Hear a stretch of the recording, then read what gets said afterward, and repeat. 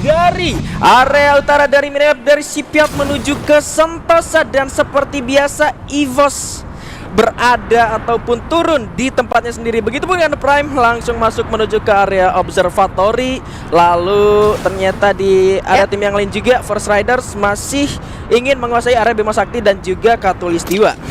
Tapi sebenarnya walaupun kali ini masih pada di rumahnya masing-masing antara dari The Prime dan juga EVOS, mereka masih benar-benar bersinggungan ya dari segi drop point-nya. Kemungkinan bisa terjadi kalau misalkan mereka ntar bakalan moving untuk ke tempat kedua dari rotasinya, mereka masih bisa untuk ketemu. Dan kali ini di tempat pertemuan biasanya antara TP dan juga EVOS udah ditempatin sama anak-anak dari Force Rider. Betul. Dan melihat juga di arah Captain yang biasanya dihuni sama Onyx, di sini sudah ada dua tim juga yang mengarah menuju ke arah Captain. Dimana ternyata kali ini GWP masih terbang berterbangan dan ternyata Mr. Ari berhasil dapatkan oleh Koja dengan para warga kali ini bakal langsung terending kah? Kayaknya kesulitan juga untuk GGWP. Masih coba untuk diselamatkan terlebih dahulu, tapi masih ada shield dari Chrono yang berhasil melakukan reviving menuju ke arah salah satu player dari GGWP eSport. Dan ternyata dari Aero pun tidak mau terburu, tapi ternyata di arah lain The Prime berhasil mendapatkan satu player dari EVOS. Tentunya ada Sam 13 yang berhasil untuk di take down, oh baby. Walaupun sebenarnya tadi gue sempat ngelihat kalau misalkan anak-anak EVOS itu lebih nempatin dari sisi bullseye ataupun Shipyard. Tapi kali ini kok TP-nya udah nyampe juga kali ini di bullseye, dan mereka bahkan Sam 13 tadi masih berhasil dikenok. Harusnya masih bisa di revive kali ya. Dan sudah ada perjalanan untuk melakukan reviving sepertinya dari Mr. 05, tapi cukup sulit juga karena memang posnya benar-benar diawasin. Dan kali ini sudah terkena tembakan juga di sana. Rupanya Sam 13 sudah menjadi orang pertama yang dipulangkan menuju ke lobby. Ini dari The Prime pun ternyata melakukan perpindahan tempat cukup cepat. Dari observatory sudah berada di Air Blue Zone juga, tapi ternyata dari EVOS juga masih belum mau untuk melakukan mundur. Dan ternyata dari The Prime-nya sudah mulai keluar dari area bullseye-nya itu sendiri. Dan Abu yang sudah berada di depan, dia udah nggak bakal bisa ngelihat siapapun di rumah beton ini ya. Ya, walaupun sebenarnya tadi titik kenoknya adalah dari Sam 13, dia harus kenok dan itu masih di tempat yang open field banget. Tapi kali ini Abu juga yang sebenarnya udah sampai banget di bawah rumah beton yang ditempatin tadi sama anak-anak The Prime. Abu juga nggak bisa langsung greedy untuk ngerasing ke arah dari rumah betonnya. Karena mau nggak mau para player dari EVOS itu masih ada di pinggiran Shipyard. Jadi nggak akan ada yang nge-backup Abu.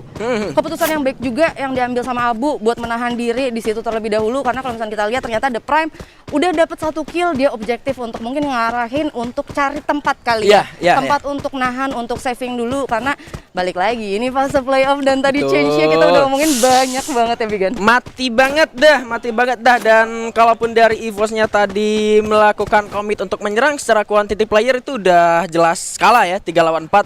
Dan ya mumpung masih di early juga, masih 12 tim yang hidup, zona pertama pun bahkan belum muncul. Jadi better untuk semuanya dari TP sendiri, dari EVOS-nya itu sendiri melakukan fase looting dan mengumpulkan resource sebanyak-banyaknya untuk dibawa menuju ke late game. Termasuk dari Aero dan GGWP yang tadi sempat saling mengeluarkan tembakan, juga mereka lebih fokus untuk melakukan lootingnya terlebih dahulu. Nah, karena tadi kalau misalnya gue lihat juga anak-anak dari Aero yang lain itu mereka tuh udah ada di dalam Cape Town. Sedangkan dari Koje sendiri dia tadi masih sendirian ada di depan gitu kan, yang lagi coba untuk nembakin sampai akhirnya ya udah lebih baik juga pasti regroup dulu. Apalagi kita nih ngomongin playoff tadi udah dibahas lumayan panjang. Ini change-nya untuk ke depan dan ke depannya lagi itu luar biasa. Kita kali ini dalam satu fase playoff, dalam satu match day-nya untuk Free Fire Master League Season 3, kita untuk mempertaruhkan dua hal. Dari FFM dan juga FFML. Jadi mau nggak mau, hanya ditentukan oleh 6 ronde pada malam hari ini.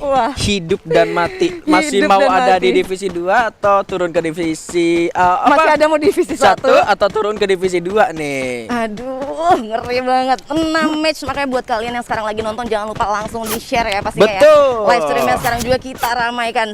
Dan atau mungkin kalian bisa komen yang di rumah, kira-kira siapa nih tim yang bakalan lolos, tapi bakalan ada tim fight seperti Abigan. Ini dia lagi-lagi Rosugo bertemu dengan rivalnya Kings Esports yang ternyata menyerang masuk menuju ke area Rim 6 Village di pinggiran zona. Kali ini Straw Hat kali ini yang sudah mulai masuk mengejar keberadaan seorang Adam. Di sana terlihat batang hidungnya sudah didrag ke atas, tapi tombol tembaknya nggak kepencet. Sama-sama menyalakan Chrono. Ternyata Straw Hat berhasil didapatkan. Mesin reflektor seorang Wynot juga berhasil mendapatkan Adam di sana. Sama-sama terkena down. Ajix dari sebelah kanan kali ini, Rehan ke sebelah kiri, dan ternyata ternyata masih bisa untuk diselamatkan kembali. Acik lawan Bayon dengan roll, tapi Acik terkena perfect shot. Wayna terkenakan kembali. Masih ada Rehan 2 lawan 1 di sana. Von hati-hati di belakang masih ada juga. Ternyata kali ini kita melihat Kingsnya. Mora berhasil disungkurkan. 2 orang lagi. Masih 3 lawan 2 kali ini. Dari Strawweight juga menembak masih menuju ke arah lawan-lawannya. Gak akan kesempat. Tapi kali ini Strawweight dapat 1. Menyisakan Rolls sendirian. Rolls akankah bisa melawan para player Songgo? Papasan lah kok malah kayak gitu. Vonnya bakal berkejar tapi ternyata Rolls ditembak dari belakang dan Rosugo berhasil memenangkan pertempuran. Mamai. Aduh, ngeri banget.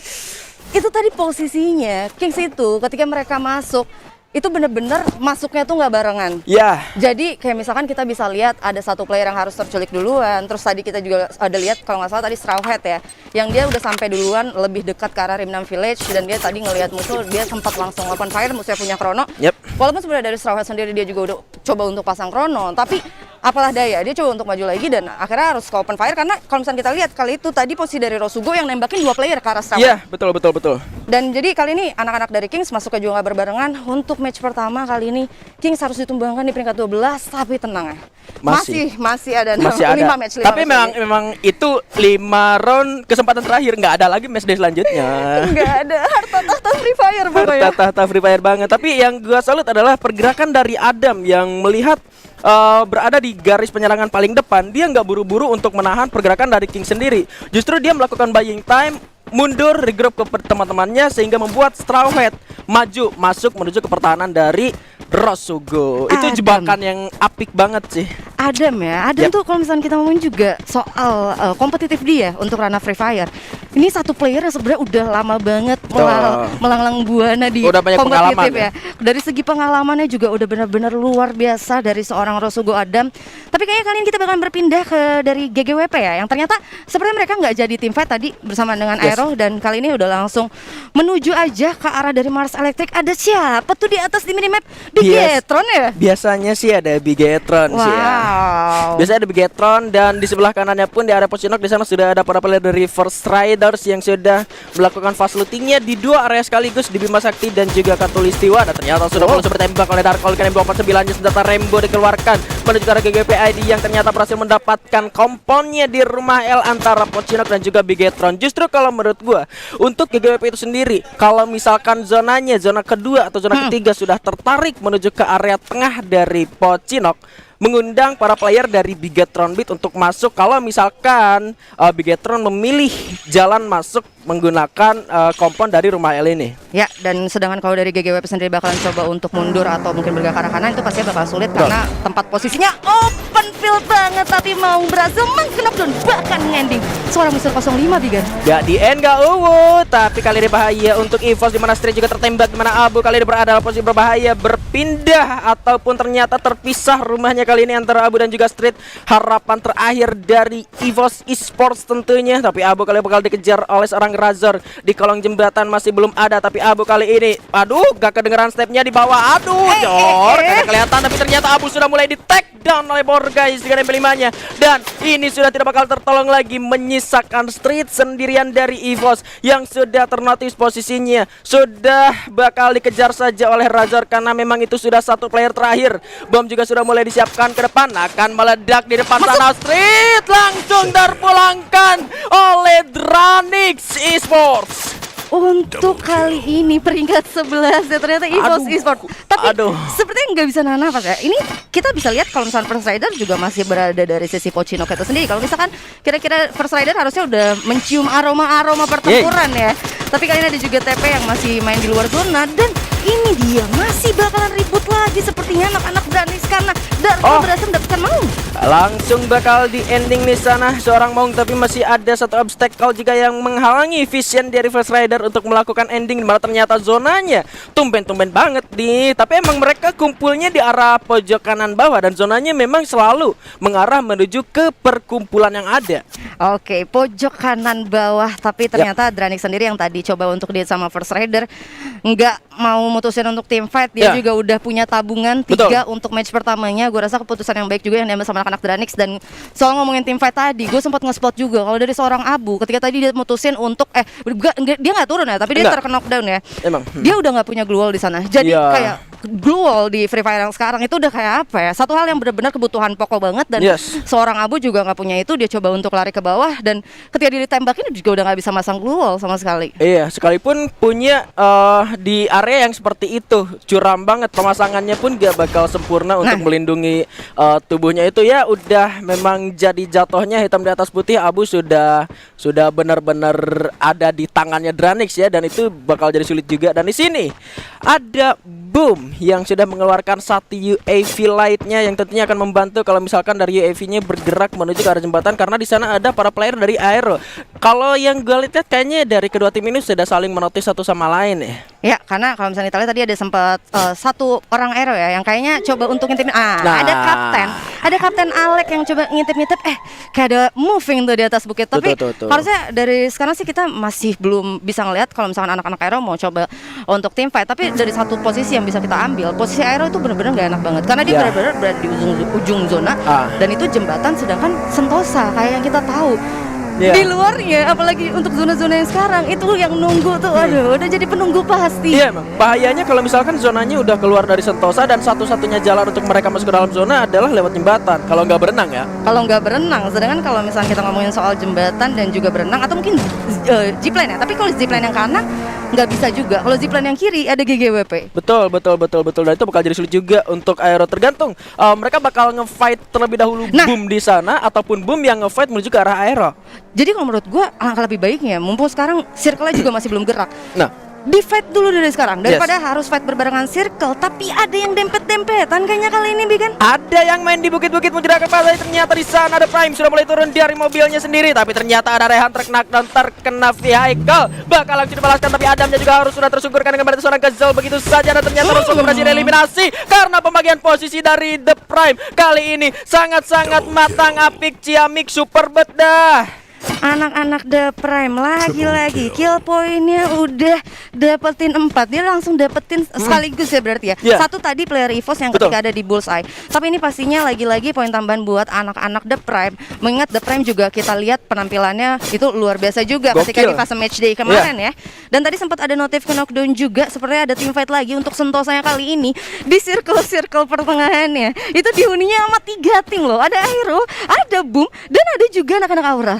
Ini artinya untuk zonanya yang ternyata masih ada di sekitar Mars Electric, untuk Bigetron Beat mereka tidak melakukan perpindahan tempat kemanapun. Itu artinya mereka hanya memaksimalkan resource yang dimiliki oleh mereka di area Mars Electric, lalu mendapatkan gloss dengan farming dari pet yang kita idam-idamkan, yang sering kita pakai juga, Mr. Weger. Ada Mr. Weger, jadi lebih tenang seperti. Tapi kali ini udah langsung dimulai tim fight-nya. Bigan, ada Boom dan juga Aura. Alnafa di sana harus sudah terkena kalau serang dan langsung di end, bos. Nggak end go, tapi ternyata dari para player Boom agak sedikit jauh, menyisakan 3 saja di sana, dan Aura berhasil mendapatkan 1 poin eliminasinya. Sementara itu mereka harus masuk ke dalam zona kedua tim yang kali ini sudah melakukan fight.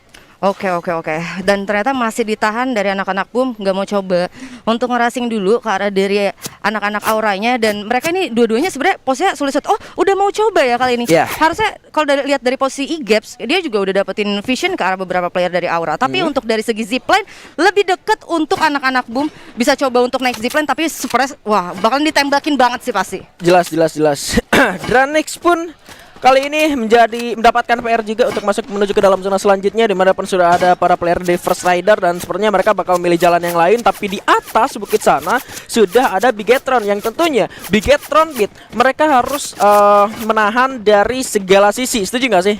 Pastinya ya. Dan ini juga udah bakalan ada yang ketemu, dan kalau misalnya ketemu ini bakalan surprise banget sih, karena dua-duanya sebenarnya sama-sama gak tahu, tapi ada Post Nightmare yang dapetin banyak banget kill point. Apalagi dengan MP9 saya mematikan, tapi di sana Ombak pun terancam, masih ada Shield juga yang masih bisa untuk dipasang besar di satu pulau juga. Dan kali ini pertempuran di luar pun masih bisa terjadi. Joker melontarkan satu pulau pelotannya, Dranix 1 orang, tapi Jokernya juga terkena down. Masih ada 2 orang. Di arah lain juga masih ada Boom yang kesulitan masuk ke dalam zona. Souza melakukan jump, masih bisa dapat 1, tapi di atas depan juga masih ada satu orang Souza sekarat. Gak ada keluar pasang di sana. Souza masih bisa melakukan jump shoot. Darkolnya di mana? Tapi kali ini guys, aduh, Zona sakit dan Souza berhasil untuk di-take dan begitu saja masih ada Darkol yang menyelamatkan First Rider dari Dranix tentunya. Maybe pun masih berjuang di arah belahan bumi yang lain. Dari Boom tentunya yang menjadi harapan terakhir dan ternyata Boom harus sudah tereliminasi begitu saja.